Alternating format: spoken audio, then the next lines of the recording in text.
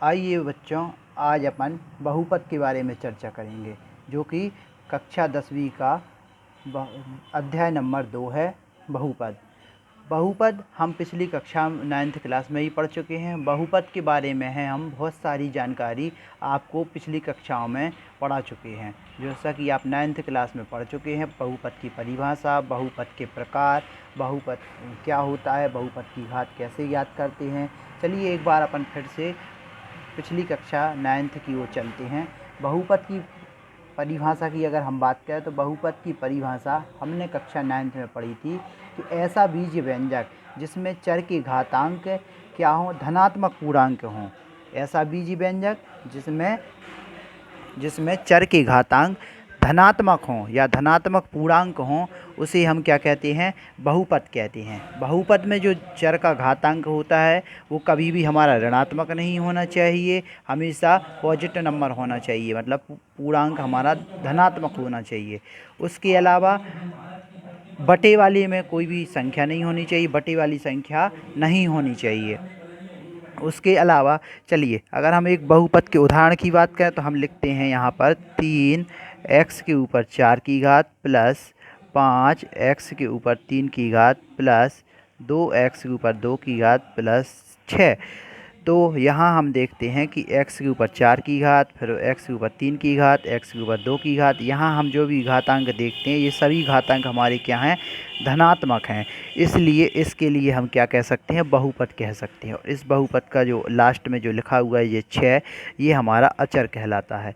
तो इसको हम px से दर्शा सकते हैं। बहुपद को इस तरीके से बहुपद लिखा जाता है। अब यदि हम बहुपद के प्रकार की बात करें तो सबसे पहले नंबर, यदि हम घात के आधार पर प्राप्त करें तो घात के आधार पर बहुपद कई प्रकार के होते हैं। सबसे पहले नंबर, यदि किसी बहुपद में चर की जो घात होती है, चर का जो घातांक होता है वो 1 हो, तो उसे हम क्या कहते हैं, रैखिक बहुपद कहते हैं। जैसे हम यहाँ लिखें 3t + 4, या हम लिख सकते हैं 4x + 5।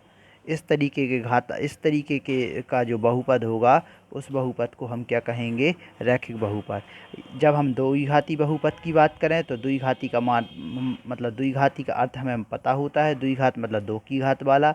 ऐसा बहुपद जिस पर 2 की घात लगी हो, जैसे 4x के ऊपर 2 की घात प्लस 5x + 6, ये द्विघाती समीकरण का उदाहरण होगा, द्विघाती बहुपद का उदाहरण होगा। अब त्रिघात की बात करें तो ऐसा बहुपद जिसमें 3 की घात लगी हो, जैसे 5x के ऊपर 3 की घात प्लस 7x + 9, ये हमारा त्रिघात बहुपद हो सकता है। अब अगर हम बहुपद की घात करें, अगर हमें एक नंबर में पूछ लिया जाता कि बहुपद की घात कैसे ज्ञात करेंगे या किसी बहुपद की घात बताइए, तो हमें क्या करना पड़ता है, y² + 6।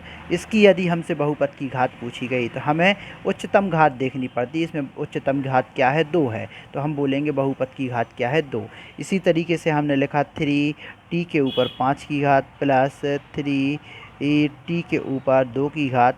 इस बहुपद से यदि हमसे पूछा जाए कि बहुपद की घात क्या है, तो t के ऊपर 5 की घात है, मतलब 5 हमारी क्या है, उच्चतम घात है, इसलिए बहुपद की घात क्या होगी, 5।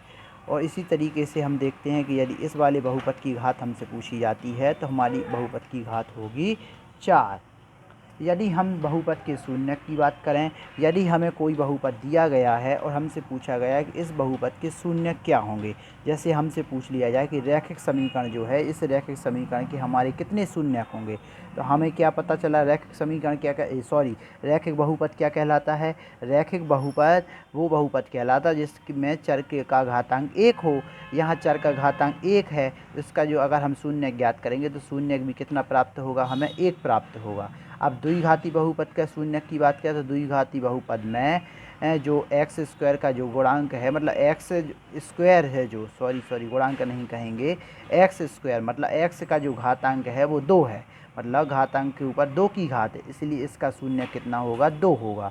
और त्रिघाती बहुपद की बात करें तो त्रिघाती बहुपद में x के ऊपर 3 की घात है, इसलिए इसका शून्य कितने होंगे, इसके शून्य कितने होंगे, 3 होंगे। इस तरीके से और आगे हम अगर चाहें तो हम देखते हैं कि यदि हमारे पास द्विघाती बहुपद हो, द्विघाती बहुपद दिया गया है और द्विघाती बहुपद का हमसे शून्यकों का योग बोला जाए, शून्यकों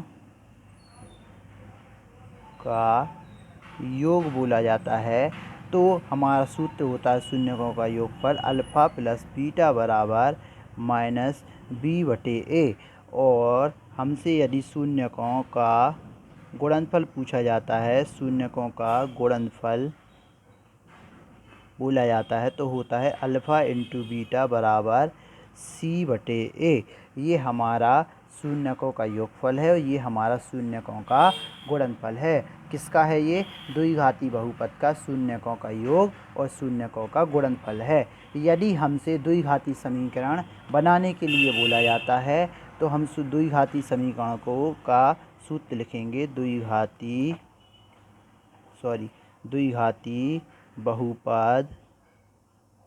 बहुपद बनाने का सूत्र क्या होता है? X square minus alpha plus beta into x plus alpha into beta.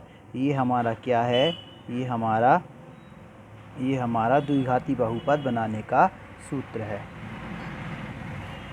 Video को आप लोग देखने के बाद चैनल को सब्सक्राइब करें और इस वीडियो को लाइक करें। और यदि किसी भी प्रकार की समस्या है और आप चाहते हैं तो कि उस समस्या का समाधान हो, तो उसके लिए आप क्या कमेंट कर सकते हैं कमेंट बॉक्स में।